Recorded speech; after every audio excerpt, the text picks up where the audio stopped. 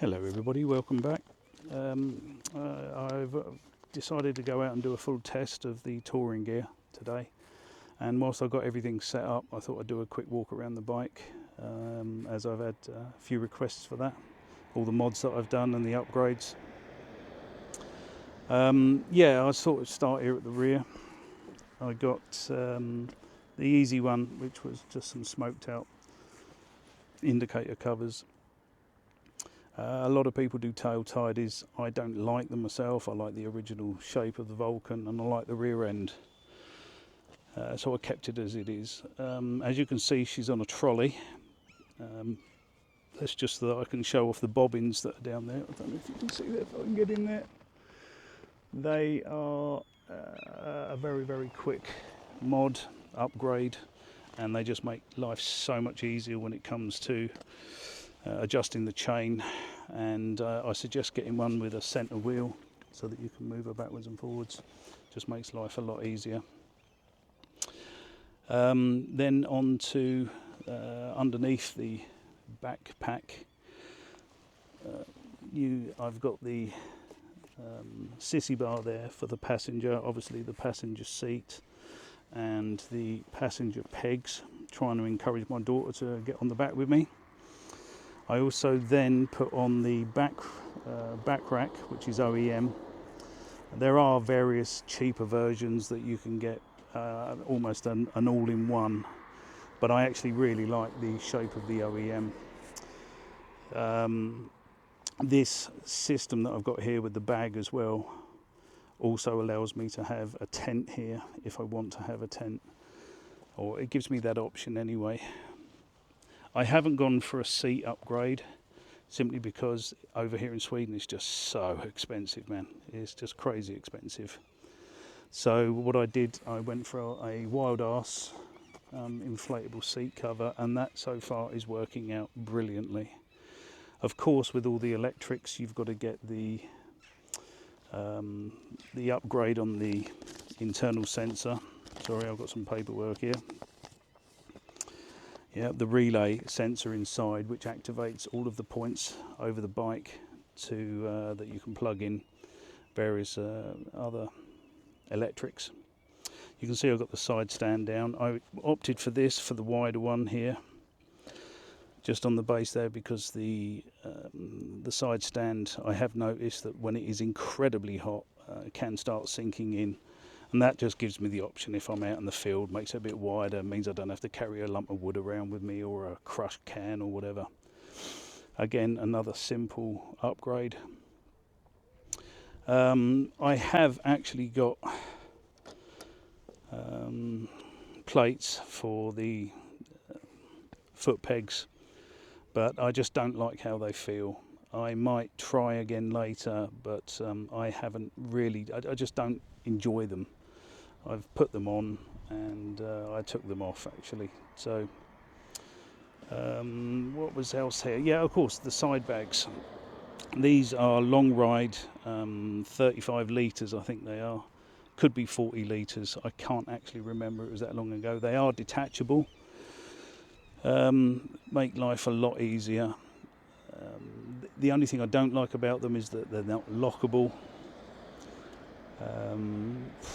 Yeah, it is what it is. Now, the other thing that I found is that when I do ride in the rain, that rain can come inside. But with the magic of technology here, I shall show you that I found a easy cover for it. Sorry about the traffic, not a lot I can do. I'm just going to put the camera down, so I'll probably cut here, and then I shall put this on. And a terrible quick edit here. You can see how the GPS works out. I forgot to mention the 12 volt out. I've got 4 USBs out here, so I can charge batteries and that into the pack. And the invaluable Atlas throttle lock. This thing is a very, very simple modification upgrade, and it is brilliant. I use it all the time. I can't give that enough praise. A very simple, economical solution. Just press it on when you want it, and click it off. The only thing that I would say here is don't tighten it too much, because otherwise it compresses onto the throttle and it sticks. Yep, just a quick edit there. Cheers. So yeah, quick edit. That actually is a backpack cover for a translating Swedish to English here, ryggsäck. Yeah, backpack for hiking, and it's a 45 litre one, and it actually has a connecting strap so it can't actually flap off, because I couldn't find any pannier covers that were waterproof. And it's got the reflective on the side, which I'm quite happy about, and it's in the perfect position, so it's almost like it was designed for it. The extendable bag here that comes out, so both these sides extend out and make it to 45 litres rather than 35 litres, and then both sides extend out if it's needed to 45 litres. You can get bigger. This one suited me. Straps on nicely, easily detachable. Onto the centre of the bike, there you can see I've got some tank protectors on. This Swimotech is the new one. I did a video about it earlier. Very, very impressed with this. Very easily detachable, and a lot of I don't have to get off the bike if I need to get out, like if I'm crossing borders, passports, papers, that sort of stuff. Here at the front, coming round to the front, sorry about the shadow, I'll try and move my arse out of the way. One of the first upgrades that I ever did, which I can highly recommend, is getting a radiator grille. They're inexpensive, they're easy to put on, and they will save you a hell of a lot of money if is needed. I also upgraded the horn to an air horn, which does actually change the tone. You can see there again the smoked out indicator lenses, which I just think adds a bit to it. The originals are a bit plastic and icky. There are obviously financial compromises with the Vulcan S. You know, it's not like a Harley Davidson where everything's in metal and 3 times expensive. As you can see there, I've got the OEM light bar on, and the Puig crash guards. Now, they actually came into conflict with each other, because when I went on to full lock, I was finding that this was hitting straight into it. The only way that I could, and sorry, go backtrack there. These only come in like silver, plastic, chrome, and they are goddamn ugly. So I decided to invest the money and get it blacked out, sprayed, and I knew that was going to happen, so I didn't want these hitting into the guards. I've seen people put foam rubber around them as a protector, but when you're on full lock, as in locking the bike for the night, it's just constantly pressing against it. I knew it was just going to wear the paint off, and I just didn't want to invest that money and then get the paint rolled on. So what I did was camera angle, quick face reveal. Hello. Under there, if you can see it, I actually made a plate here. I'm hoping this is coming out on the camera, and extended them forward a few centimetres. Oops, floppy, she said. Tighten that up. There we go. And that just neutralises the problem. Maybe not an elegant solution, but it works for me and I'm okay with it.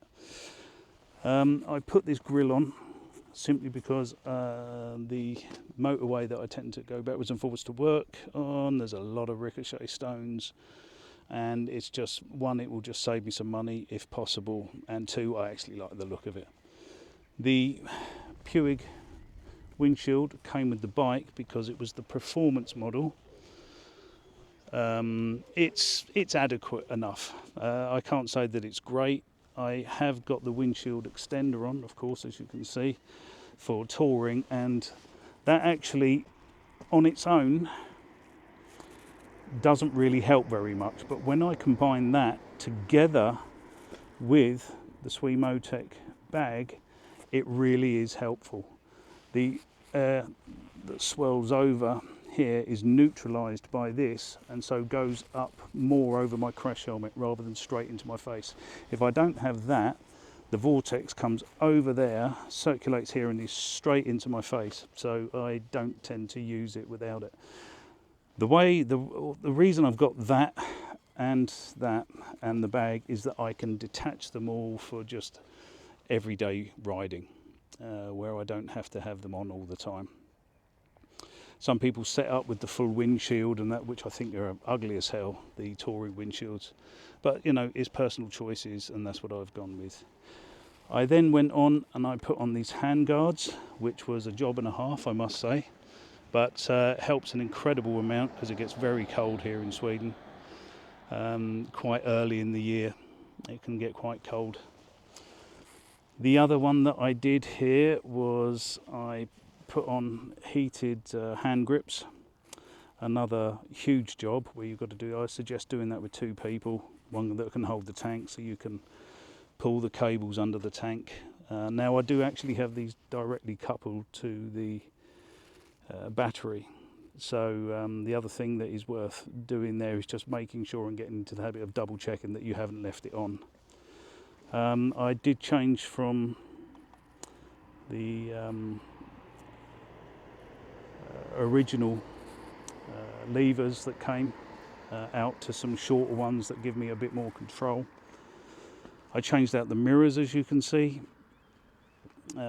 These extend past my shoulders better than the OEM ones, and the original ones tend to remind me of an old Ford Cortina, so I think they're ugly as hell.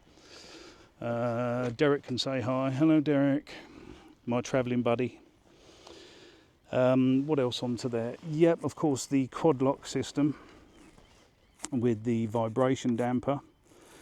The phone, when I'm using the GPS, I have to have on this angle when I've got the Swimotech on, because on full lock it hits into it if I've got it straight up.